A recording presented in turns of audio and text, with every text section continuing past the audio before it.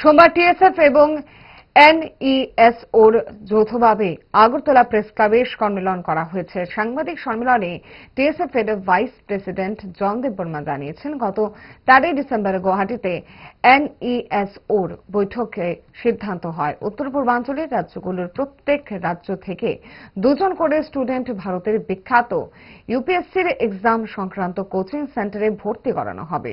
ত্রিপুরা থেকে 2 জন সুযোগ পাবেন। তার সঙ্গে তারা দাবি করেছেন সীমান্ত এলাকায় যেন সম্পূর্ণরূপে সিল করা হয়। তার জন্য তারা সীমান্ত এলাকা ভিজিট করবেন বলে জানিয়েছেন জন দেববর্মা। পাশাপাশি ত্রিপুরা মধ্যশিক্ষা পর্ষদের প্রশ্নপত্র রোমান স্ক্রিপ্টে করার আরও একবার দাবি জানানো হয়।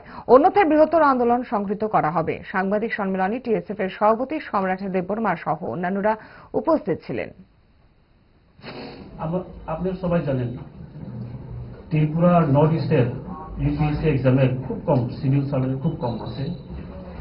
এর আগে আমি ডিসিশন নিয়েছি যে প্রত্যেক স্টেটের দুজন করে ইউপিএসসি এক্সাম কারণে, সিভিল সার্ভিসের কারণে ক্যান্ডিডেট আমি এটা করবো, নেশনফুলি স্পন্সর্ড এটা করবো।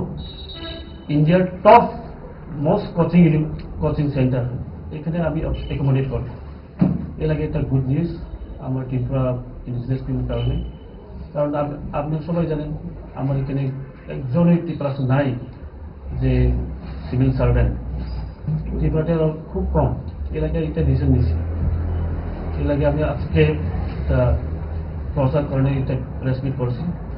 আর একটা ইস্যু হইলে আপনারা সবাই জানেন এখন যে আমরা তো সবসময় বর্ডার ইস্যু আছে বাংলাদেশে, ইন্ডো বাংলাদেশ বর্ডার ইস্যু আছে আমার, কিন্তু আমার ডিসকাশন হয়েছে কিভাবে স্ট্যান্ড করতে পারবো, কিভাবে বর্ডারটা সিল করা যে ইনফ্লাক্স হয়েছে এটা রক্ষা করতে পারবো।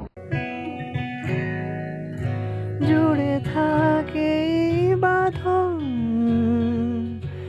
আপনার চেয়েও আপন, জুড়ে থাকে বাঁধন আপনার চেয়েও আপন, আপনার চেয়েও আপন।